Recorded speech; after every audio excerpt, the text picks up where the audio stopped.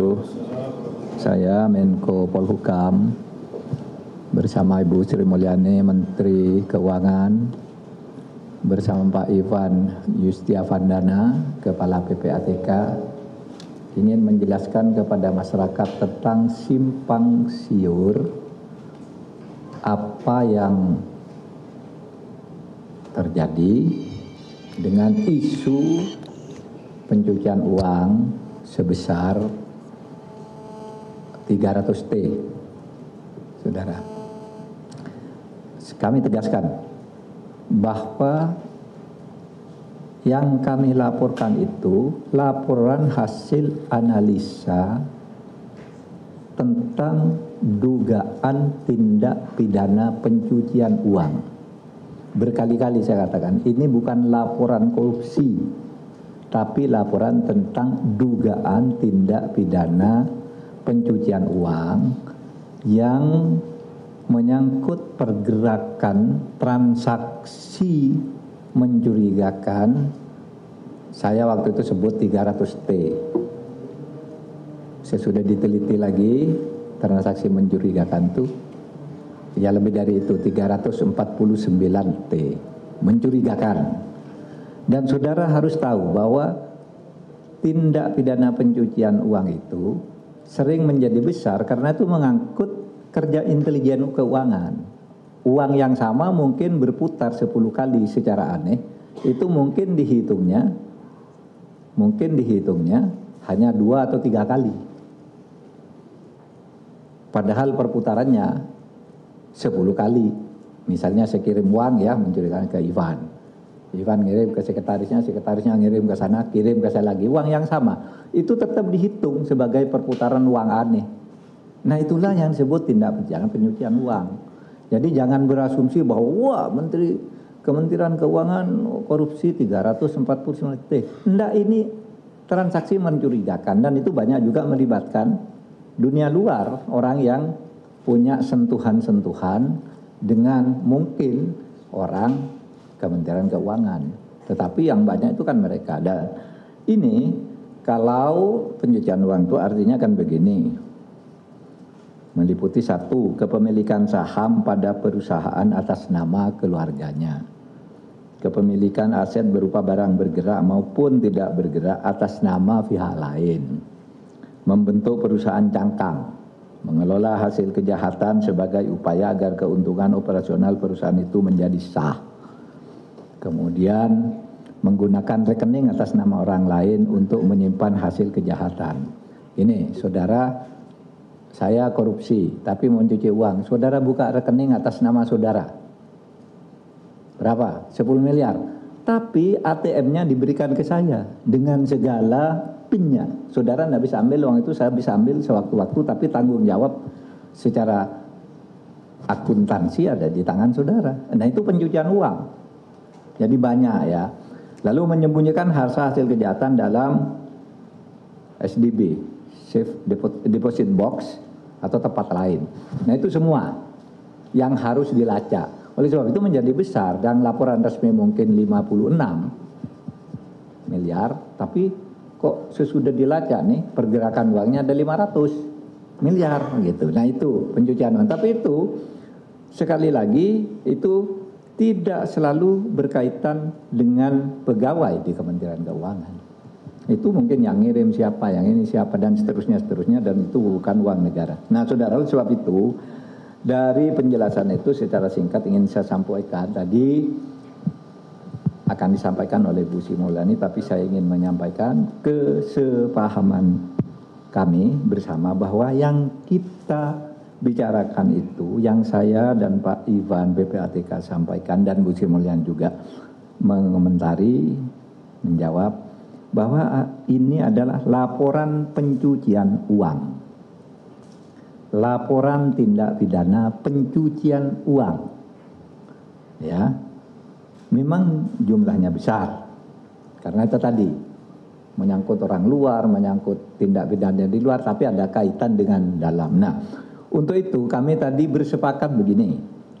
1, Kementerian Keuangan akan melanjutkan untuk menyelesaikan semua LHA. LHA itu laporan hasil analisis yang diduga sebagai tindak pidana pencucian uang dari PPATK, baik yang menyangkut pegawai di lingkungan Kementerian Keuangan maupun pihak lain, seperti yang telah dilakukan oleh Direktorat Jenderal Pajak yang telah berhasil menambah penerimaan negara dari sektor pajak sekitar 7,08 triliun dan dari Direktorat Jenderal Bea Cukai sebesar 1,1 triliun. Jadi misalnya PPATK lapor nih ada kasus, Anda kok pajaknya cuma tulis 10 miliar padahal seharusnya 15 miliar. Menteri Keuangan selama ini langsung pakai yang PPATK. Oh ini 15 miliar, dihitung lagi bayar kalau benar. Kalau enggak benar ya tidak bayar. Nah, dari hasil tindak lanjut yang dilakukan oleh Menteri Keuangan, Kementerian Keuangan, dua Direktorat Jenderal ini sudah mencapai 8,2 triliun tadi. Pajak 7,08 triliun, kepabeanan 1,1 triliun. Nah, kesempatan berikutnya, apabila nanti dari laporan pencucian uang itu ditemukan alat bukti terjadinya tindak pidana, maka LH tersebut akan ditindaklanjuti dengan proses hukum oleh Kementerian Keuangan sebagai penyidik tindak pidana asal. Ya, jadi nanti di Kementerian Keuangan akan menindaklanjuti. Korupsinya sudah oke, sudah selesai. Tapi sudah ada yang masuk penjara, uangnya udah dirampas, sudah itu. Tapi ini tindak pidana pencucian uangnya ini akan ditindaklanjuti, yang mana ditemukan alat bukti nanti akan disidik oleh Kementerian Keuangan sebagai penyidik, PPNS penyidik di bidang pajak dan kepabeanan. Atau mungkin saja nanti diserahkan ke aparat penegak hukum lainnya, penyidik lainnya, yaitu polisi atau jaksa atau KPK. Itu kesepakatannya. Saudara, Komite Koordinasi Nasional Pencegahan dan Pemberantasan Tindak Pidana Pencucian Uang akan melakukan evaluasi terhadap LHA yang diduga TPPU dan telah dikirim oleh PPATK kepada aparat mengoptimalkan penerapan Undang-Undang Nomor 8 Tahun 2010 tentang tindak pidana pencegahan tindak pidana pencucian uang. Jadi begini loh, memberantas korupsi itu lebih gampang kalau mau. Korupsi ini ukurannya jelas, merugikan keuangan negara, memperkaya diri sendiri, melawan hukum, itu udah korupsi. Memperkaya diri sendiri atau orang lain atau korporasi itu udah korupsi. Tapi pencucian uang lebih bahaya. Kalau saya korupsi, nerima suap 1 miliar, di penjara selesai, itu gampang buktinya. Tapi bagaimana uang yang masuk ke istri saya? Itu mencurigakan, dilacak oleh Kementerian, oleh PPATK. Bagaimana dengan sebuah perusahaan atas namanya itu tidak beroperasi, misalnya warung makan tidak beroperasi, tapi omsetnya 100 miliar. Padahal tidak ada yang beli, tidak ada yang jaga juga, hanya ada nama mak warung. Nah itu yang disebut diduga. Saya katakan sejak awal, diduga pencucian uang, dan ini bukan korupsi, tapi pencucian uang dalam dugaan. Nah saudara, kita membuat undang-undang tindak pidana pencucian uang itu dalam rangka itu, mencari yang lebih besar dari korupsi, karena itu sebenarnya itu lebih besar kalau diburu, bisa lebih besar dari hasil pidana korupsi pokoknya gitu loh. Nah ini bagian dari yang dilakukan oleh PPATK sesuai dengan tugas undang-undang. Saya ketua komite, Bu Sumilyani anggota, Menteri Pak Airlangga Hartarto perekonomian juga wakil, dan seterusnya, semuanya berkewajiban melaksanakan ini. Jadi saya kira dari sini sudah jelas, ya, dari sini sudah jelas.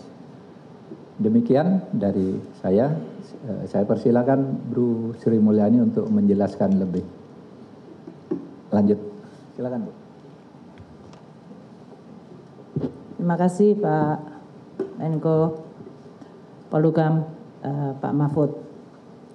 Pertama saya ingin menyampaikan bahwa selama ini kami Kementerian Keuangan dengan PPATK dan Pak Menko sebagai ketua tim, kita bekerja dan memiliki komitmen yang sama untuk memerangi dan memberantas tindak pidana pencucian uang maupun korupsi. Dan dengan adanya kerjasama yang baik inilah kemudian kita akan terus menggunakan semua resource yang ada di dalam rangka memperkuat termasuk di dalam mencari data, mengklarifikasikan data untuk bisa melaksanakan satu, mencegah, kalaupun tidak bisa dicegah, diberantas adanya tindakan korupsi maupun tindak pidana pencucian uang. Saya ingin mengklarifikasikan karena berbagai informasi yang memang sudah sangat simpang siur. Satu, Pak Ivan sebagai Kepala PPATK mengirimkan surat kepada Menteri Keuangan pada tanggal 7 Maret 2023.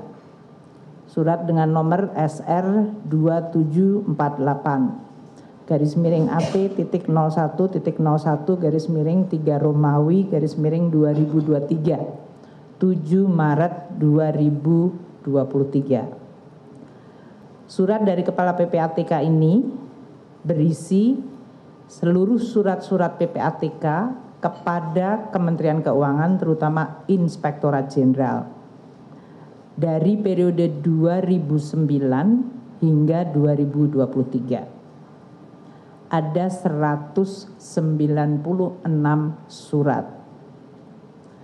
Surat ini adalah tanpa ada nilai transaksi. Jadi dalam ini hanya berisi nomor surat, tanggal surat, nama-nama orang yang ditulis oleh PPATK, dan kemudian tindak lanjut dari Kementerian Keuangan. Terhadap surat tersebut, 196 surat, Inspektorat Jenderal dan Kementerian Keuangan sudah melakukan semua langkah. Makanya ini termasuk dari mulai dulu Gayus sampai dengan sekarang. Ada yang sudah kena sanksi, ada yang kena penjara, ada yang dalam hal ini diturunkan pangkat. Kita menggunakan PP nomor 94 tahun 2010 mengenai ASN.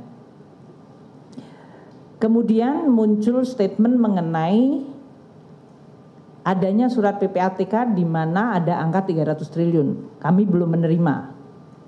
Makanya waktu hari Sabtu saya dengan Pak Menko melakukan statement publik, saya menyampaikan sampai dengan hari Sabtu yang lalu itu kita belum menerima surat dari PPATK yang berisi angka. Pak Ivan baru mengirimkan surat tersebut pada tanggal 13 Maret. Jadi waktu saya dengan Pak Menko menyampaikan di Kementerian Keuangan adalah tanggal 11 Maret. Itu kita belum menerima. Kami baru menerima surat kedua dari Kepala PPATK nomor SR garis miring 3160 garis miring AT.0101 garis miring 3 Romawi garis miring 2023. Di dalam surat ini adalah surat yang tadi 36 halaman, yang nomor 1 yang tidak ada angkanya, yang ini 46 halaman. Lampirannya berisi rekapitulasi data hasil analisa dan hasil pemeriksaan serta informasi transaksi keuangan berkaitan dengan tugas dan fungsi untuk Kementerian Keuangan 2009 sampai dengan 2023. Lampirannya itu daftar surat yang ada di situ 300 surat dengan nilai transaksi 349 triliun rupiah. Nah, kami ingin sampaikan sebagai berikut. 1. Dari 300 surat tadi, 65 surat adalah berisi transaksi keuangan dari perusahaan atau badan atau perseorangan yang tidak ada di dalamnya orang Kementerian Keuangan. Jadi ini transaksi ekonomi yang dilakukan oleh perusahaan atau badan atau orang lain. Namun karena menyangkut tugas dan fungsi Kementerian Keuangan, terutama menyangkut ekspor, impor, Maka kemudian dia dikirimkan oleh PPATK kepada kami. 65 surat itu nilainya 253 triliun. Artinya PPATK menengarai adanya transaksi di dalam perekonomian, entah itu perdagangan, entah itu pergantian properti, yang ditengarai ada mencurigakan, dan itu kemudian dikirim ke Kemenku supaya Kemenku bisa memfollow up, menindaklanjuti sesuai dengan tugas dan fungsi kita. 99 surat dari 300 surat tadi ya, adalah surat PPATK kepada aparat penegak hukum dan nilai transaksinya 74 triliun. Jadi dalam ini aparat penegak hukum. Sedangkan ada 135 surat dari PPATK tadi yang menyangkut ada nama Kementerian Keuangan, nama pegawai Kementerian Keuangan. Nilainya jauh lebih kecil karena yang tadi 253 plus 74 itu sudah lebih dari 300 triliun. Jadi saya akan memberikan satu contoh supaya media sedikit memahami yang tadi disampaikan oleh Pak Menko secara baik mengenai definisi pencucian uang dan yang disebut transaksi mencurigakan. Satu surat yang sangat menonjol dari PPATK ini adalah surat nomor 205 /PR.01 2020. Dikirimkan pada bulan Mei, 19 Mei 2020, pas tengah-tengah COVID kita. Satu surat dari PPATK itu saja menyebutkan transaksi sebesar 189 triliun 273 miliar. Bayangkan tadi totalnya 340 dan ini satu surat saja 189,273. Tentu saja karena ini angkanya besar langsung kita melakukan penyelidikan dan saya minta seluruh pajak, bea cukai untuk melihat surat tersebut dan melihat dan meneliti apa yang menjadi data dan informasi. Disebutkan oleh PPATK ada 15 individu dan entitas, itu perusahaan dan nama orang yang tersangkut 189,273 triliun tersebut. Ini adalah transaksi 2017 hingga 2019 sebelum pandemi. Ternyata sesudah dilihat surat tersebut, satu faktanya dari Bea Cukai yang menerima surat langsung dari PPATK by hand melakukan penelitian terhadap nama-nama 15 entitas tersebut. Mereka adalah yang melakukan ekspor, import emas batangan dan emas perhiasan. Dan juga kegiatan money changers dan kegiatan lainnya. Bea Cukai kemudian melakukan seluruh penelitian terhadap 15 entitas itu, upamanya import barang emas batangan 326 miliar tahun 2017, naik ke 5,6 triliun, 2019 turun drastis ke 8 triliun. Ekspornya 4,7 triliun, 2017 turun ke 3,5 triliun dan 2019 turun ke 3,6 triliun. Dari transaksi itu kemudian dilakukan penelitian dan kemudian dilakukan pembahasan bersama PPATK. Jadi ini kejadian tahun 2020. Sudah ada follow up-nya, Bea Cukai yang menerima data langsung dari PPATK melakukan penelitian. Bulan Mei mendapatkan surat, September dilakukan pembahasan bersama PPATK.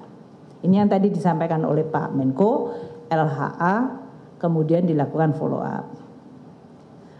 Pada saat yang sama, waktu Bea Cukai mengatakan tidak ditemukan di Bea Cukai adanya kecurigaan, maka pajak masuk. Direktorat Jenderal Pajak mendapatkan surat tembusan tadi juga, yaitu yang nomor 205, dan pada saat yang sama PPATK mengirim surat kepada pajak nomor 595. Di dalam surat 595 ini transaksinya lebih besar lagi, yaitu 205 triliun kepada Direktorat Jenderal Pajak. Dan jumlah entitasnya dari 15 menjadi 17 entitas.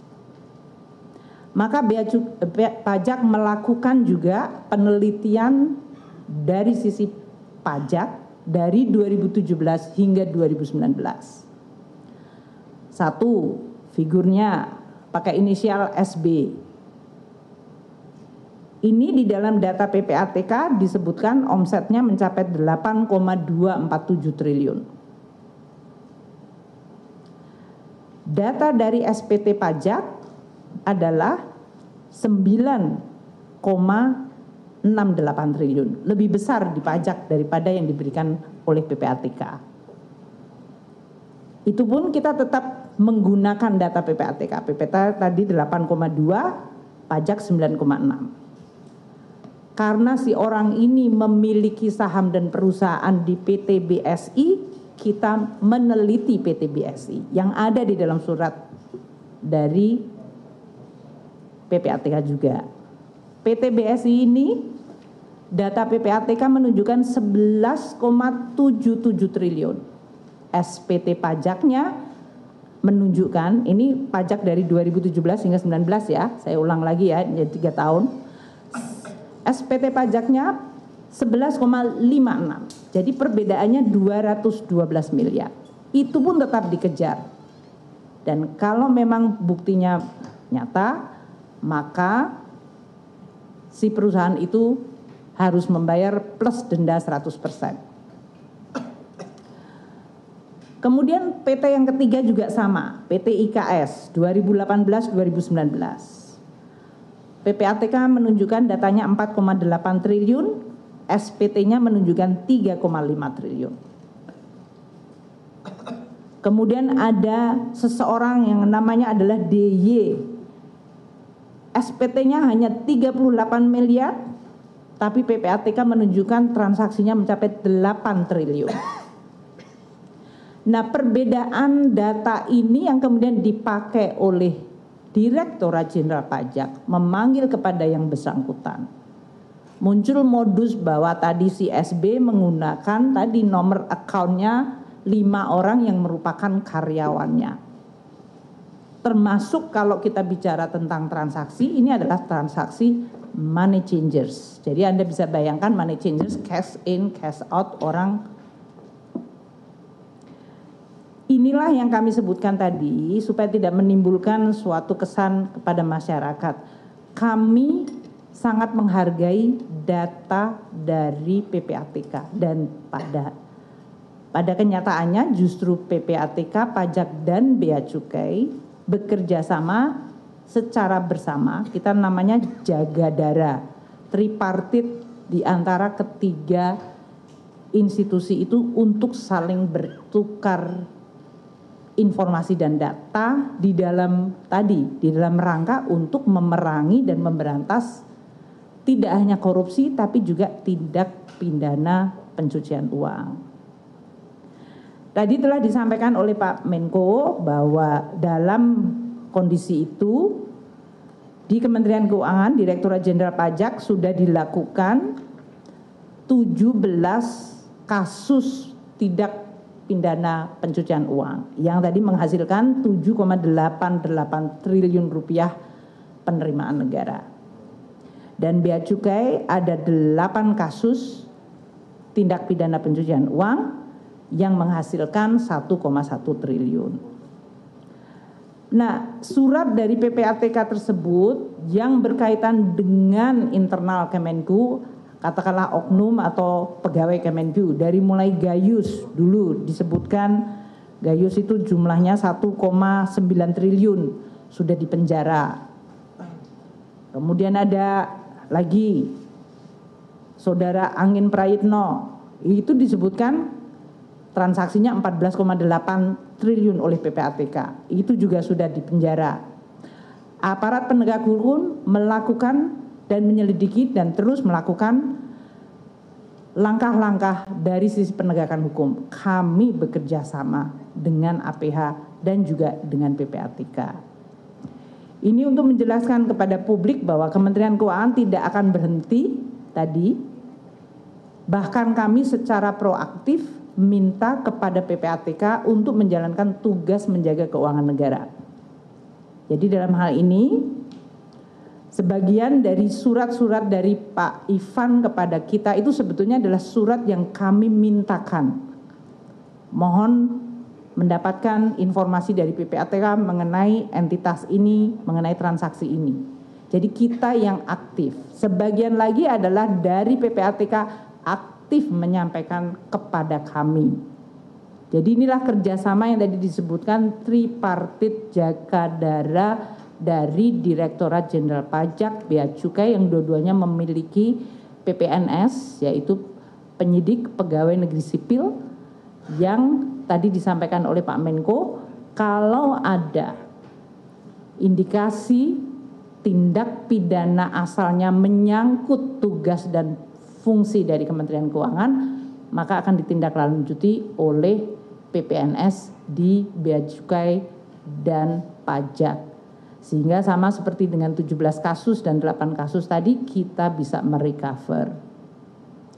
Saya berterima kasih kepada Pak Menko yang memberikan perhatian sangat besar kepada kami Kementerian Keuangan untuk meyakinkan bahwa kita terus menjalankan tugas sesuai dengan komitmen kita. Tata kelola yang baik, memerangi korupsi dan memerangi tindak pidana pencucian uang. Seperti tadi disampaikan, apabila ada bukti baru lagi, adanya data baru, kami akan terus menindaklanjuti. Apakah berhubungan dengan pegawai Kemenku atau tidak, dua-duanya tetap sama. Kalau dia berhubungan dengan pegawai Kemenku, maka kita akan lakukan tindakan tegas sesuai dengan peraturan pegawai negeri yang sudah diatur. Apabila tidak menyangkut kami, tapi itu adalah menyangkut pendapatan negara, kami akan melakukan pengejaran sehingga hak keuangan negara bisa kita jaga. Apabila dia menyangkut korupsi atau yang lain dengan aparat penegak hukum, kami juga akan bekerja dengan aparat penegak hukum. Itu yang kita akan sampaikan kepada seluruh publik. Tentu sebagian dari data-data nanti Pak Ivan bisa menyampaikan, namun tadi yang saya ingin memberikan ilustrasi dari 345, 189 hanya satu surat dan saya sudah sampaikan cukup detail bagaimana karakter dari informasi dan penanganan dari Bea Cukai maupun pajak terhadap informasi PPATK tersebut. Terima kasih Pak Menko dan terima kasih kepada seluruh media.